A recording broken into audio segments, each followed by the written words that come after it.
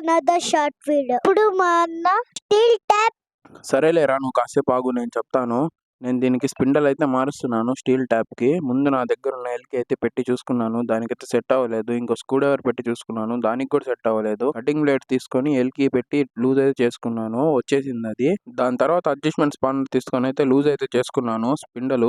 దాన్ని మనం ఏంటంటే చాలా స్లోగా అయితే లూజ్ చేసుకోవాలి, లేకపోతే లోపల థ్రెడ్లన్నీ స్లిప్ అయిపోయే ఛాన్సెస్ అయితే ఉంటాయి. స్పిండల్ అయితే ఇప్పేసాను, అదే స్పిండల్. ఇప్పేసిన తర్వాత థ్రెడ్లు అయితే క్లీన్ చేసుకో. కొత్త స్పిండల్ అయితే పెట్టి థ్రెడ్లో అయితే స్లోగా అయితే ఎక్కిచ్చేసాను.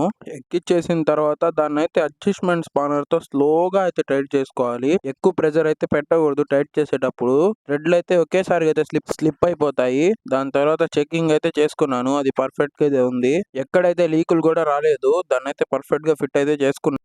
ట్యాప్ హ్యాండిల్ అయితే ఫిట్ చేస్తున్నాను నేను. ఆ స్క్రూను అయితే స్లోగా అయితే టైట్ చేసుకున్నాను. దాని తర్వాత పెట్టయితే చూసుకున్నాను కరెక్ట్గా. దాని తర్వాత కటింగ్ బ్లేడ్ తీసుకొని టైట్ అయితే చేసేసాను. లాస్ట్లో ఇంకొకసారి అయితే చెకింగ్ అయితే చేసుకున్నాను. ఈ వీడియోకి ఇంతగా లైక్, షేర్, సబ్స్క్రైబ్ అయితే చేసుకోండి.